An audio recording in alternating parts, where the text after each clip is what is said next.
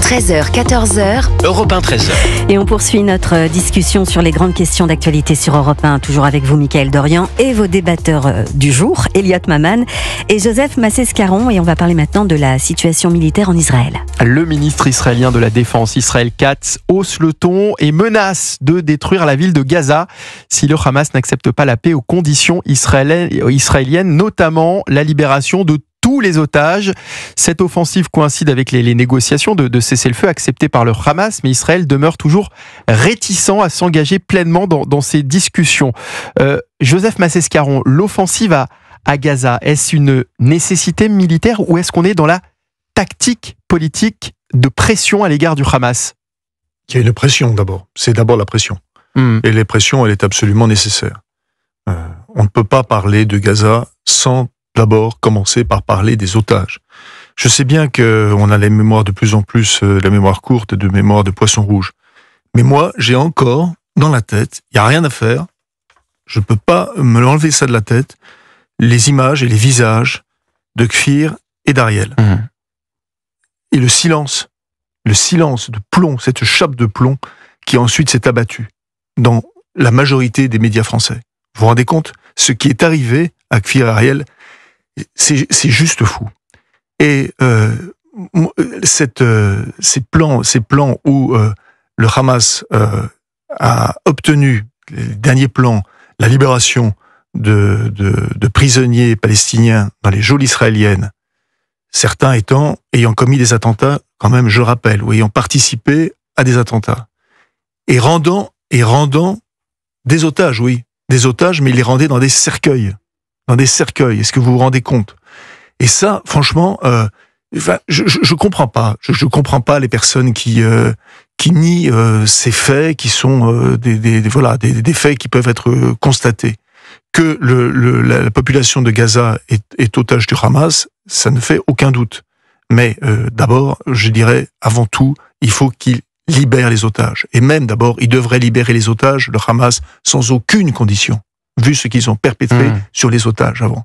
Voilà. Vous faisiez donc, référence. Oui, c'est une pression, mais c'est une pression absolument nécessaire. Maintenant, tout le monde sait bien que le fait, ce n'est pas une opération qui va être une opération neutre si elle était menée. C'est-à-dire s'ils allaient jusqu'au bout. C'est-à-dire on peut craindre, en effet, qu'il y ait une sorte de entre guillemets de nouveau Vietnam qui se mette en place là-bas. Donc ça, c'est évidemment bien sûr la crainte. C'est-à-dire que chaque soldat israélien qui est là-bas se trouve la cible possible d'un sniper, d'une personne qui surgisse dans un couloir. C'est ça, bien sûr la réalité.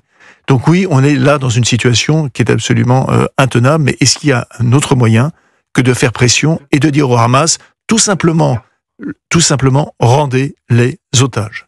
Vous faisiez référence, vivant. Il y pas dans un en cercueil aurait, comme ils ont l'habitude de le faire. Il y en aurait une vingtaine et vous faisiez référence effectivement à Kfir et Ariel, Bibas, les enfants Bibas et leur maman qui ont été tués par le Hamas alors qu'ils étaient otages dans la bande de Gaza et dont les corps ont été restitués. Avec la mise en scène on a commencé à ne pas donner le corps de la mère. Le véritable corps de la mer. C'est vrai. Non, mais c'est d'un sadisme absolu. Atroce. Voilà, c'était lors du dernier accord de trêve. La question, en tous les cas, de cette nouvelle offensive militaire et de savoir si effectivement Israël a réellement l'intention d'aller jusqu'au bout. Ce qui est sûr, c'est qu'Israël se prépare.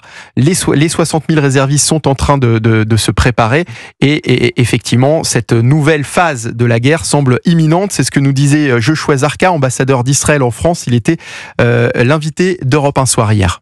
C'est éminent, effectivement. La seule chose qui pourrait empêcher cette guerre, la reprise de cette guerre, c'est la libération de nos otages. Ne pas permettre ce cirque que nous avons vu jusqu'à présent avec le Hamas. Ils libèrent deux, ils font toute une mise en scène, ils en libèrent deux autres, etc. Et après, ils demandent que toutes les forces israéliennes sortent immédiatement de toute la bande de Gaza et ils gardent 10 autres jusqu'au dernier moment. Ce que nous voulons, c'est la fin de cette guerre. Ce n'est pas traîner et encore laisser traîner les choses et laisser nos otages, vous les avez vus dans quelles conditions, les conditions les plus inhumaines possibles, les laisser mourir entre les mains de ces monstres. Joshua Zarka, ambassadeur d'Israël en France, interrogé sur Europe 1 hier soir, Elliot Maman. Le problème, c'est bien sûr aussi la communauté internationale qui condamne fermement cette nouvelle action militaire, ce plan militaire mis en place par Benjamin Netanyahou. La communauté internationale qui met pression sur Israël, alors qu'Israël essaie de mettre pression sur le Hamas. C'est-à-dire qu'on a l'impression à chaque fois que aujourd'hui, les autres pays du monde ne mettent plus pression, ne mettent plus aucune pression sur le mouvement terroriste et se concentrent uniquement sur l'État hébreu.